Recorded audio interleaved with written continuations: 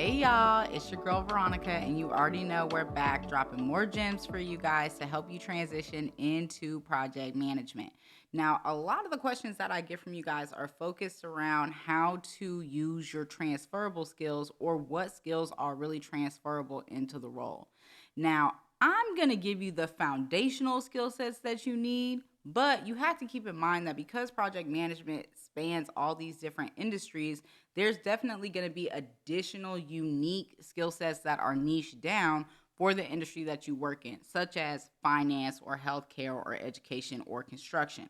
All right. But if you guys are looking for a solid foundation of skill sets and how you can use your transferable skills, then this video is definitely for you.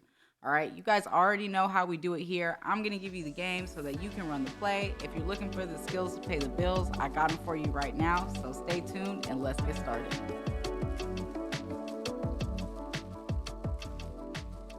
All right, now, before we jump in, you guys already know we got a level set. All right, I want us to all be on the same page.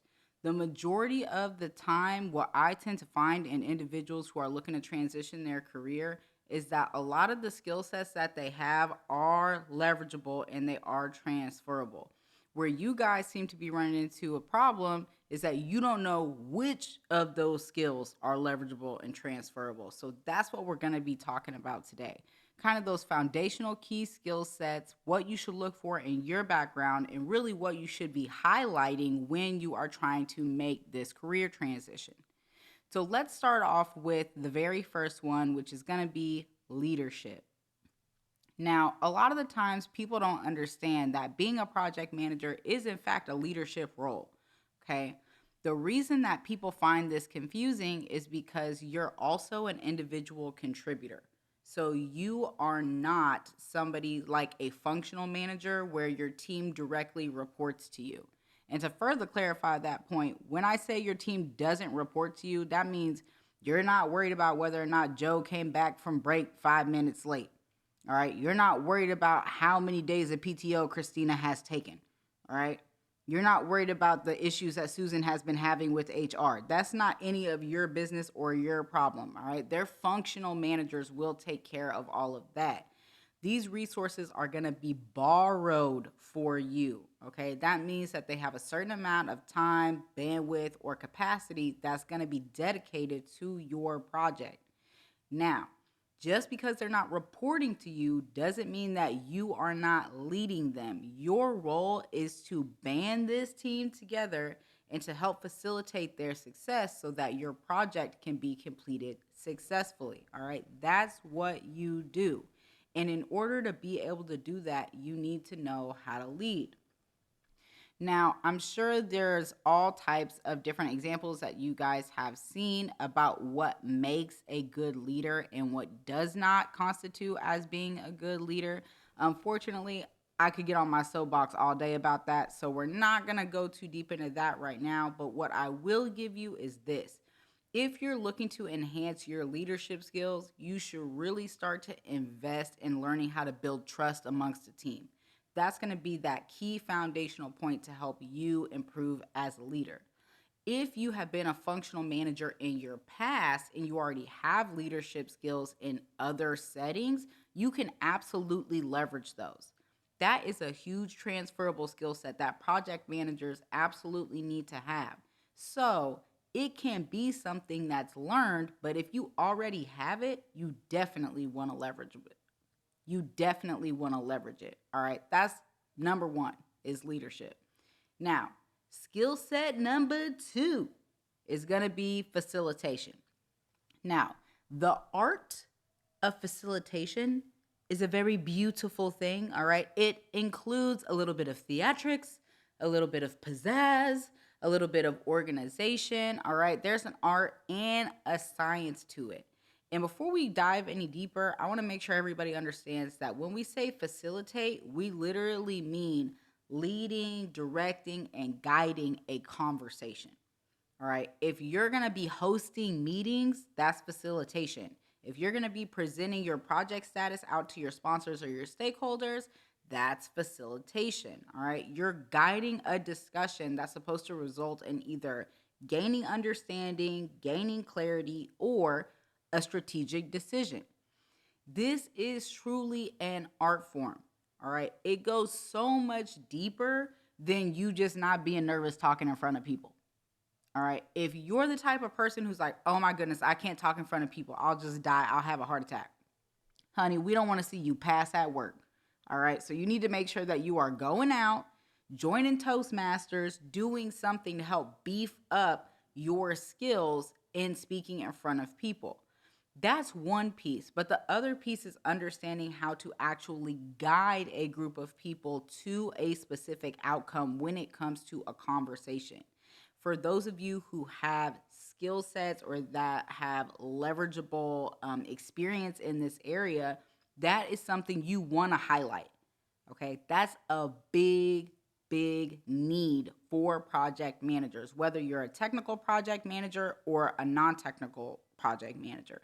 You need to know how to facilitate, okay?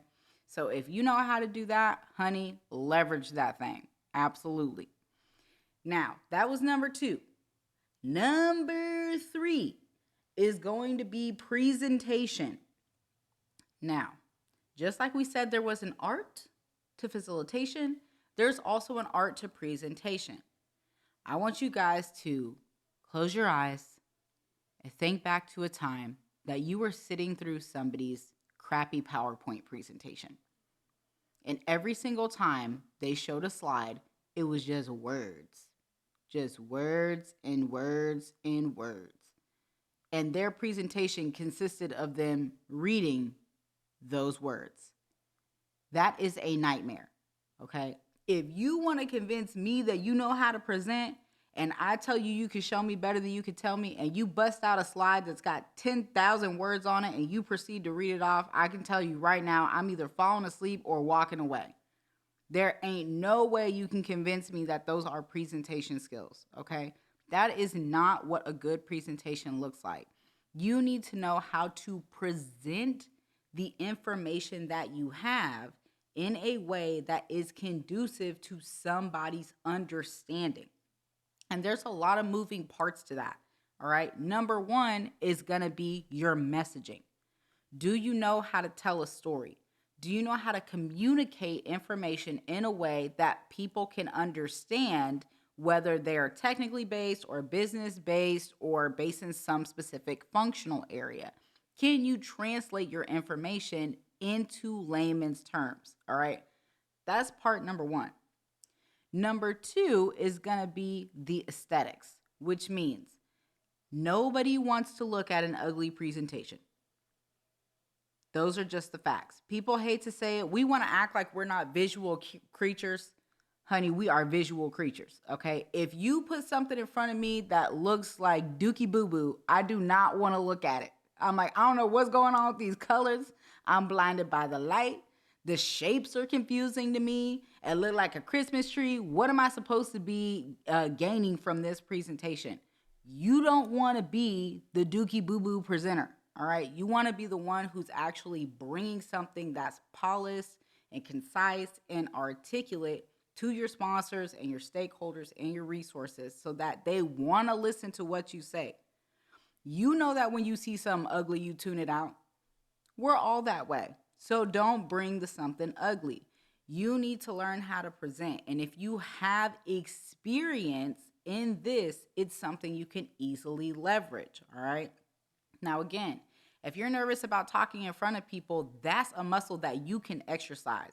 You can get better and better at public speaking or at speaking in front of a group when you're presenting your work, but you're not going to be better at that by osmosis. Meaning you can't just sit around thinking you're going to absorb presentation skills from the people around you, okay? You actually have to put it into practice. You got to put some work in, all right? You got to let the rubber meet the road. You got to put your foot on the pedal, however you want to say it, all right? You have to actually put in the time, the effort, and the energy that it takes to improve in this area. For all my people who have a background in sales, by the way, this is where you shine.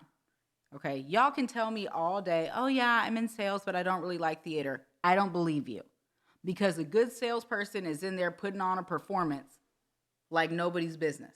All right. What you're doing with that is you're gaining buy-in. That is something that is a transferable skill to project management because you're consistently trying to gain the buy-in of your stakeholders, your sponsors, and your team. So if you're somebody who presents and puts a little pizzazz on it, then honey, put the pizzazz on it. Okay. We love to see it. That's absolutely a transferable skill. Now, this next one can be a little bit harder to quantify, but if you have the experience, you're going to know exactly what I'm talking about. And that is C-suite level communication. Okay? C-suite level communication. Now, for those of you who don't know what the C-suite is, that's okay. That's what this video is for. We're going to drop some knowledge on you right now. Anybody who sits in the C-suite has a title or role that starts with the word chief. So your CEO is your chief executive officer. Your COO is your chief operating officer. Your CIO is your chief information officer. You see how they all start with a C? That's the C-suite. So if you have experience in communicating with individuals who are at that level in the organization, that is a huge skill set because you don't rally your troops and talk to your resources the same way that you are speaking to a C-suite level individual within the business. It's a completely different tone. It's different verbiage. It's a different type of conversation. All right. So if you have C-suite level communication skills, that is absolutely something that you can leverage because a lot of the times when you're working with your project sponsors, they're going to be executive level individuals. They're the people who have gone to the board, got the project greenlit, got you the money that you need, got you the access to resources, and they're telling you to take care of it, right? They're telling you to run the project. Those individuals are going to be somebody that you're engaging with on a regular basis. And the better line of communication that you have there, the better off you're going to be and the more likely you are to be successful in your project. Now, you may be thinking, Veronica, I don't have C-suite level communication skills. So like, what am I supposed to do? Honey, Google it. Google C-suite level communication, learn the verbiage, learn the tone, learn the framework. Okay. I can't do it all for you. I give you the game and you run the play. That's how it's supposed to work. All right. I digress. All right. Next transferable skill set that we have is process optimization. Now, this one is lesser known if you don't have familiarity within the space, but really this is a key skill set for any project manager. A lot of the times what we find ourselves doing is going into an organization, seeing a whole mess, and our sponsor telling us, all right, well, we want to improve this aspect of a process. So evaluate it, observe it, and then bring me a plan for how this process can be optimized. You will find yourself doing that a lot, especially if you're in some sort of productivity or efficiency or operations-based environment. So if you have experience doing process optimization, building out processes, enhancing processes, adjusting different pieces of processes, that is absolutely a skill set that you can leverage and something that you definitely need to highlight when you're talking to an interviewer or a recruiter. Now, I know I've dropped a lot of information on you guys, but I promise I only have one more skill set for you before we wrap up. All right. And that is going to be having experience with continuous improvement. This is another one of those things that really isn't discussed outside of the space. But as a project manager, one of the things that we focus on over and over again and an attitude that we integrate into our culture is an attitude of continuous improvement. That means that when we see something that's working okay, we don't just say, well, it's working okay, let's leave it as it is. No, we're always looking for opportunities to make that thing better.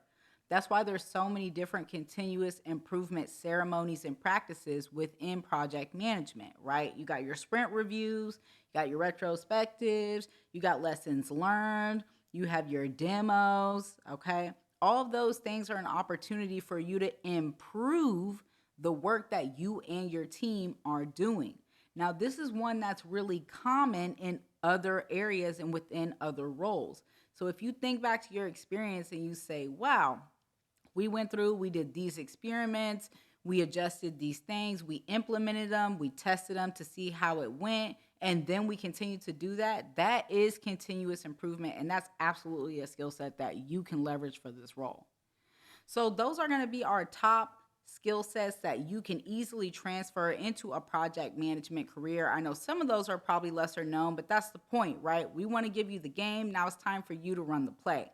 If you guys have any other questions about different skill sets that you can use to improve your likelihood of transitioning into project management, go ahead and drop us some info in the comments. Make sure you like, subscribe to the channel, and share this with your friends if you think it'll help them out too. In the meantime, in between time, we'll catch you next time. Bye, y'all.